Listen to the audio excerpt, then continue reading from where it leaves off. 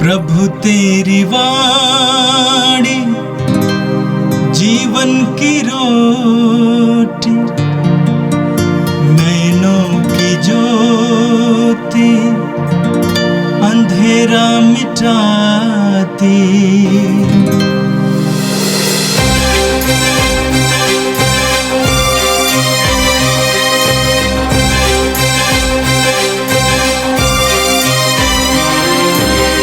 प्रभु तेरी वाणी जीवन की रोटी, नैनों की ज्योति अंधेरा मिटाती। प्रभु तेरी वाणी जीवन की रोटी, नैनों की ज्योति अंधेरा मिटाती। वाणी वाणी वाणी वाणी वाणी पवित्र है, शाश्वत है, जीवन का मन्ना है। 7 मार्च मंगलवार। पहला पाठ नबी ईसायास का ग्रंथ, अध्याय 1 पद संख्या 10 16 से 20 तक। भलाई करना सीखो, न्यायी बनो। सदोम के शासकों, प्रभु की वाणी सुनो।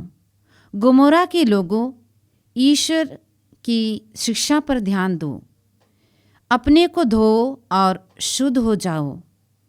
अपने कुकर्मों को मेरी दृष्टि से ओझल कर दो। बुराई करना छोड़ दो और भलाई करना सीखो। न्यायी बनो, पददलितों की सहायता करो। अनाथों को न्याय दिलाओ और विधवाओं की रक्षा करो। प्रभु कहता है, आओ और मेरी बात पर विचार करो। तुम्हारे पाप सिंदूर की तरह लाल क्यों ना हो, वे हिम की तरह उज्जवल हो जाएंगे। वे किरमिच की तरह मटमैले क्यों ना हो, वे ऊन की तरह श्वेत हो जाएंगे। यदि तुम आज्ञा पालन स्वीकार करोगे तो भूमि की उपज खाकर तृप्त हो जाओगे, किंतु यदि तुम अस्वीकार कर विद्रोह करोगे तो तलवार की घाट उतार दिए जाओगे। यह प्रभु की वाणी है। संत मत्ती के अनुसार प्रभु यीशु का पवित्र सुसमाचार, 23वां अध्याय, पद संख्याएं 1 से 12 तक। उस समय यीशु ने जन समूह तथा अपने शिष्यों से कहा, शास्त्री और फरीसी मूसा की गद्दी पर बैठे हैं, इसलिए वे तुम लोगों से जो कुछ कहे वो करते और मानते रहो, परंतु उनके कर्मों का अनुसरण ना करो, क्योंकि वे कहते तो हैं पर करते नहीं। वे बहुत से भारी बोझ बांधकर लोगों के कंधों पर लाद देते हैं, परंतु स्वयं उंगली से भी उन्हें उठाना नहीं चाहते। वे हर काम लोगों का ध्यान आकर्षित करने के लिए ही करते हैं।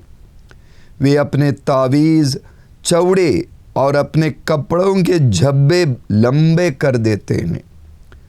भोजों में प्रमुख स्थानों पर और सभागृहों में प्रथम आसनों पर विराजमान होना, बाजारों में प्रणाम प्रणाम सुनना और जनता द्वारा गुरुवर कहलाना, ये सब उन्हें बहुत पसंद है। तुम लोग गुरुवर कहलाना स्वीकार ना करो, क्योंकि तुम्हारा एक ही गुरु है और तुम सब के सब भाई हो। पृथ्वी पर किसी को अपना पिता ना कहो, क्योंकि तुम्हारा एक ही पिता है जो स्वर्ग में है। आचार्य कहलाना भी स्वीकार ना करो, क्योंकि तुम्हारा एक ही आचार्य है, अर्थात मसीह। जो तुम लोगों में से सबसे बड़ा है वो तुम्हारा सेवक बने। जो अपने को बड़ा मानता है वो छोटा बनाया जाएगा, और जो अपने को छोटा मानता है वो बड़ा बनाया जाएगा। ये प्रभु का पवित्र सुसमाचार है। क्रिस्त प्रभु की जय। यीशु में मेरे प्रिय भाइयों बहनों, चालीसा का ये काल वापसी का, पिता ईश्वर के पास लौटने का सुंदर अवसर है। हमारे पिता हमारा मालिक हमारे स्वामी से हमारे टूटे रिश्ते को सुधारने, फिर से उस रिश्ते को जोड़ने और जो रिश्ता है उसे मजबूत करने का ये मौका है। इसीलिए आज के दोनों पाठ इसी वापसी का, प्रभु के पास लौटने के तरीके हमें बताते हैं। यशायाह नबी अपने ग्रंथ के पहले अध्याय में हमसे कहते हैं कि सोदोम के शासकों, प्रभु की वाणी सुनो, गोमोरा की प्रजा, ईश्वर की शिक्षा पर ध्यान दो। सोदोम और गोमोरा के लोगों ने ईश्वर की शिक्षा से अपने आप को अलग कर दिया, वे भटक गए और पाप के रास्ते पर, भ्रष्ट मार्ग पर चले गए। और इसीलिए नबी ईश्वर की वाणी उन्हें सुनाते हैं और ये सवाल पूछते हैं, तुम्हारे असंख्य बलिदानों से मुझको क्या? सांड, मेढ़, मेमने, बकरी, इन सारे बलिदानों से मेरा कोई लेना देना नहीं, मैं उनसे मुंह फेर लेता हूँ।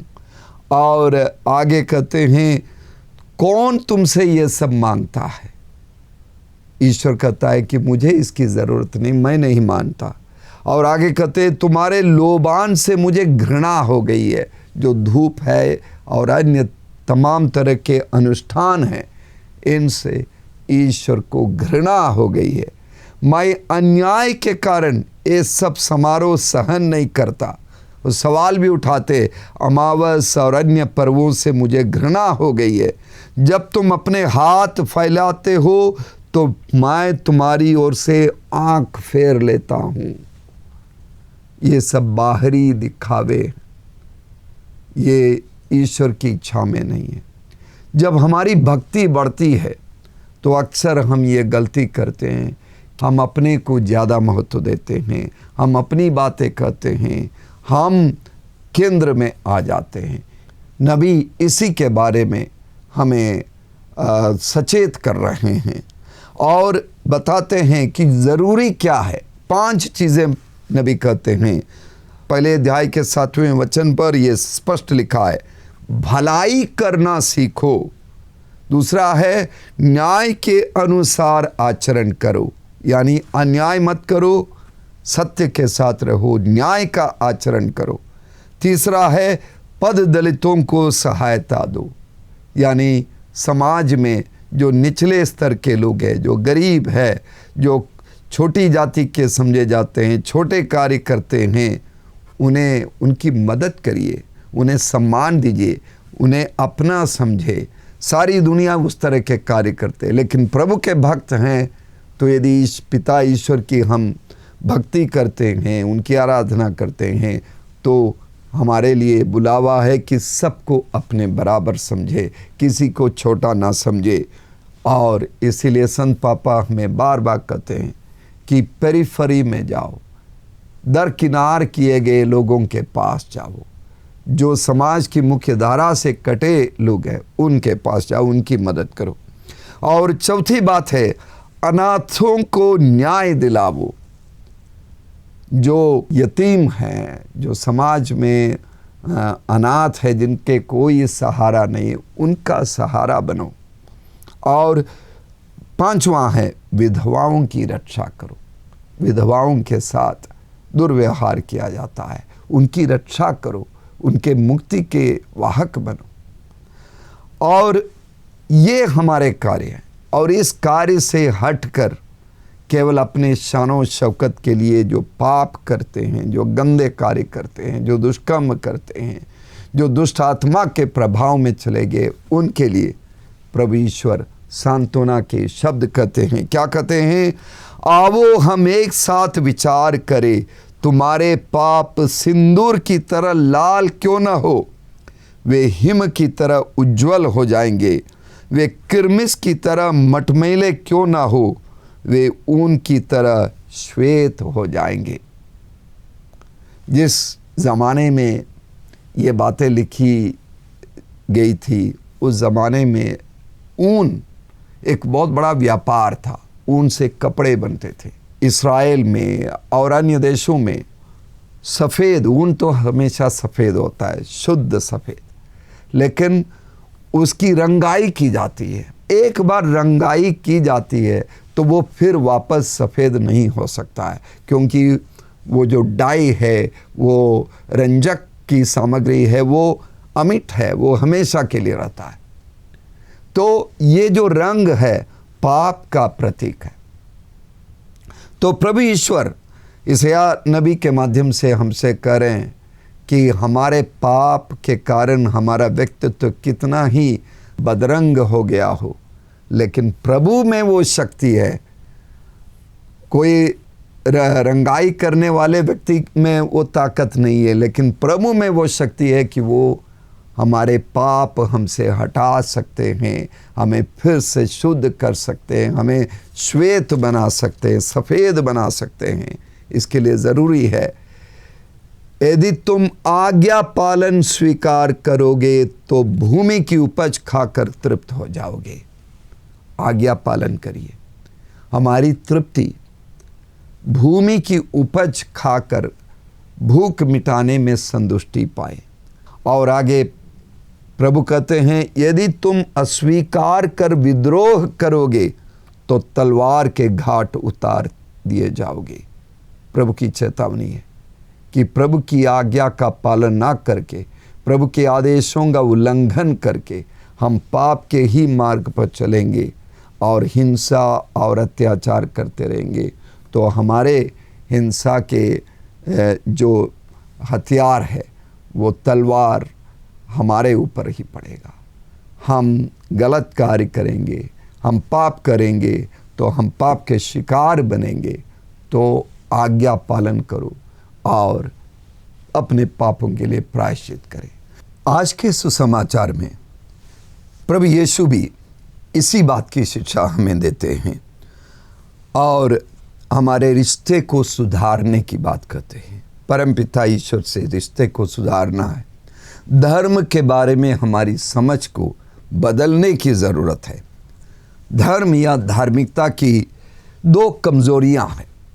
सबसे पहली कमज़ोरी यह है कि कथनी और करनी में अक्सर फ़र्क आ जाता है। ये एक कमज़ोरी है जो भक्ति में डूब जाते हैं। कभी कभी उनके मुंह से जो बातें निकलती हैं और उनके जीवन में फ़र्क है। और दूसरा है, धार्मिकता में हम अपने को, अपने अनुष्ठानों को अधिक महत्व देते हैं और जिसकी आराधना हमें करनी चाहिए उस ईश्वर को हम कम महत्व देते हैं। आज के पाठ में हम सुनते हैं कि फरीसी जो है, धर्म के अधिकारी जो हैं, उनका जीवन बेईमानी का जीवन है। हमारी आध्यात्मिकता ऐसी होनी चाहिए कि हम उनकी बातों को माने। वे जो बात करते हैं उन बातों को करें, लेकिन उनके ढोंग को ना अपनाए, उनके कार्य को ना अपनाए, क्योंकि उनका कार्य ढोंग के कार्य है, उनका कार्य बेईमानी के कार्य है, उनके कार्य उनकी शिक्षा से बिल्कुल अलग है। सद्गुण के लिए हम दूसरों को प्रेरित करते हैं। क्या उन सारे सद्गुणों को अपने जीवन में अपनाने के लिए हम प्रयास करते हैं? हम दूसरों को भलाई के कार्य करने के उपदेश देना पसंद करते हैं, लेकिन क्या हम स्वयं अपने जीवन में दयालु, उदार, भले कार्य करने के प्रयास करते हैं? हम पूरी दुनिया को बदलना चाहते हैं। क्या हम अपने आप को बदलने के प्रयत्न करते हैं, बराबर प्रयास करते हैं? यीशु कहते हैं, वे बहुत से भारी बोझ बांधकर लोगों के कंधों पर ला देते हैं, परंतु स्वयं उंगली से भी उन्हें उठाना नहीं चाहते हैं। दूसरों में पूर्णता लाने के लिए हम उपदेश देते हैं, लेकिन क्या हम अपने अंदर वो उत्साह, वो जुनून, प्रभु के लिए, प्रभु के सुसमाचार के लिए वो उत्साह और जुनून रखते हैं? हम दूसरों से पवित्रता और शुद्धता चाहते हैं, लेकिन स्वयं अक्सर हम अपनी सुविधा के लिए भ्रष्टाचार के कार्य में लिप्त हो जाते हैं। जिस तरह फरीसी लोग ध्यान आकर्षित करने के लिए, दूसरों की दृष्टि में अपने आप को बढ़ावा देने के लिए ऐसे ऐसे कार्य करते हैं। यीशु कहते हैं वे अपने ताबीज चौड़े और अपने कपड़ों के झब्बे लंबे कर देते हैं। यदि हम अपने कलीसिया की ही परंपराओं को देखेंगे तो बतलहम के गौशाले में जन्म लेने वाले प्रभु यीशु के अनुयायी, क्रूस की लकड़ी पर अंतिम सांस लेने वाले यीशु के अनुयायी, ऐसी कुछ परंपराओं को हम अपना चुके हैं जो यीशु की शिक्षा से बिल्कुल हटकर है, यीशु के जीवन से हटकर है, यीशु की सादगी से बिल्कुल हटकर हैं। शायद हमारी परंपराओं में हमारे समाज पर रोमी शासन का या वो राजशाही शानो शौकत का बहुत ज़्यादा प्रभाव है। उदाहरण के लिए जो वेशभूषा है पुरोहितों का, वो रंग बिरंगे चमकदार वेशभूषा, क्रिस्त के अनुयायी के लिए ये कितने हद तक सही है, सवाल उठता है। और बहुत अधिक आदर और सम्मान हम पुरोहितों को देते हैं, लेकिन क्या ये यीशु की शिक्षा के अनुसार है? व्यक्तिगत रूप में हम अपने अंदर देखते हैं तो हम अपने परोपकार के कार्यों का दूसरों को दिखाने के लिए करते हैं। मत्ती के सुसमाचार के 6वें अध्याय के 3 पद पर यीशु कहते हैं, जब तुम दान देते हो तो तुम्हारा बायां हाथ ये जानने ना पाए कि बाएं हाथ में क्या दिया है, गुप्त रखो। लेकिन हम अपने परोपकार के कार्यों का ढिंढोरा पीटना चाहते हैं और दूसरों को दिखाना चाहते हैं। ऐसे कितने अवसर हैं जब हम अपने अच्छे कार्यों का बखान करते रहते हैं। हमारे अंदर अच्छे कार्य नहीं है तो हम अपने माता पिता का, यदि उन्होंने कोई अच्छे कार्य नहीं किया तो हम अपने दादा परदादा, अपने खानदान के लोगों के अच्छे कार्यों के बारे में बताते रहते हैं। तो इस तरह के कार्य यीशु की शिक्षा के अनुसार सही नहीं है। ये फरीसी और शास्त्रियों के कार्य। 6वें पद पर हम सुनते हैं यीशु कहते हैं, भोजों में प्रमुख स्थानों पर और सभागृहों में प्रथम आसनों पर विराजमान होना, बाजारों में प्रणाम प्रणाम सुनना और जनता द्वारा गुरुवर कहलाना, ये सब उन्हें पसंद है। गिरजाघरों में, कलीसिया में, समाज में ऊंचे पद पर रहना और ऐसे पद हासिल करना, ये इसकी होड़ भी कहीं कहीं लगी है। और इस तरह गुरुवर कहलाना, आचार्य कहलाना, स्वामी कहलाना, संत कहलाना, फादर कहलाना, ये यीशु की शिक्षा के खिलाफ है। यदि स्वयं लोग इस तरह के शब्द अपने आप के लिए देते हैं तो ये गलत होगा। दूसरे कहें तो इस पर हमारा पूरा कंट्रोल नहीं हो सकता है, लेकिन स्वयं इस तरह कहलवाना दूसरों से यह गलत है। और जो भी हम अपने नाम को चमकाने के लिए इस तरह के जो भी कार्य करते हैं, हमें सम्मान दूसरे देते हैं, सम्मान पाने के लिए जो भी कार्य करते हैं, ये यीशु की नज़र में ये गलत है। यीशु का शिष्य और अनुयायी को यीशु की तरह जीना है और यीशु की तरह उन यीशु के गुणों को अपनाना है। हमें क्रिस्त भक्त से बढ़कर हमें क्रिस्त अनुयायी बनना है। किसी महिला ने मुझसे कहा, ये क्रूस मेरे पास वो ले आई और मुझसे कहा कि इस पर आशीष दीजिए, और उसने कहा ये चांदी का बनाया हुआ क्रूस है। मैंने बस उस पर प्रार्थना की। बहुत सारे लोग चांदी का क्रूस बनाते हैं, सोने का क्रूस बनाते हैं, पंच धातुओं का क्रूस बनाते हैं। क्रूस हमारे प्रेम के लिए यीशु की पीड़ा का, यीशु के उत्पीड़न का, जीवन के संघर्ष का, मुक्ति का चिन्ह है। पेड़ से कटे हुए लकड़ी वो शानो शौकत और सजावट की चीज़ें ना बने, लेकिन प्रेम का प्रतीक है, उसे उसी दृष्टि में देखे और उसे जीवन में अपनाए। हमारे शरीर में नहीं, हमारी संस्थाओं के मकानों के ऊपर नहीं, हमारे हृदय में वो रहे, हमारे जीवन के बलिदान के, प्रभु के प्रेम का और हमारे भी प्रेम का प्रतीक बने। अंतिम न्याय विधि के दिन मेरे प्रिय भाइयों बहनों, हमारे ये बाहरी शानो शौकत की चीज़ें, ये आडंबर और ये दिखावे की बातें, ये काम नहीं आने वाले हैं। सोना चांदी के क्रूस काम नहीं आने वाले हैं। रंग बिरंगे चमकीले अनुष्ठान के वस्त्र काम नहीं आने वाले हैं। आकर्षक डिग्रियां, पद और पैसे, धन दौलत अंतिम न्याय विधि के दिन काम नहीं आने वाले हैं। हमारी ईमानदारी, न्याय के साथ परोपकार और सादगी का जीवन, कथनी और करनी में समता एक हो, वो काम आएगा। ये ईमानदारी का जीवन कठिन है। ईमानदारी की राह मुश्किल की राह है, लेकिन मुश्किल की राहों में ही कृपा मिलती है, कठिनाइयों में आशीष मिलती है, दुश्वारियों में, उत्पीड़न में ईश्वरीय कृपा बहुतायत में हमें मिलती है।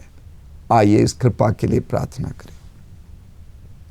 सर्वशक्तिमान प्रेमी पिता ईश्वर, हम तुझे धन्यवाद देते हैं, तेरी स्तुति करते हैं तेरी सारी कृपाओं के लिए, तेरी शिक्षा के लिए कि हमारे जीवन में कथनी और करनी में फर्क ना हो। हम पिता ईश्वर के प्रेम को पहचाने, उन्हीं की आराधना करें और प्रेम के मार्ग पर चलकर स्वर्ग को प्राप्त करें, मुक्ति को प्राप्त करें। हमें कृपा दे प्रभु कि यीशु को हम मुक्तिदाता के रूप में अपनाते हुए, यीशु की शिक्षा को अपनाते हुए, यीशु की शिक्षाओं का पालन करते हुए हम सच्चाई के मार्ग पर, परोपकार के मार्ग पर, ईमानदारी के मार्ग पर, प्रेम के मार्ग पर चल सके। ये प्रार्थना करते हैं क्रिस्त हमारे प्रभु के द्वारा, आमीन। प्रभु तेरी वाणी जीवन की रोटी, नैनों की ज्योति अंधेरा मिटाती। वाणी वाणी वाणी वाणी वाणी पवित्र है, शाश्वत है, जीवन का मन्ना है।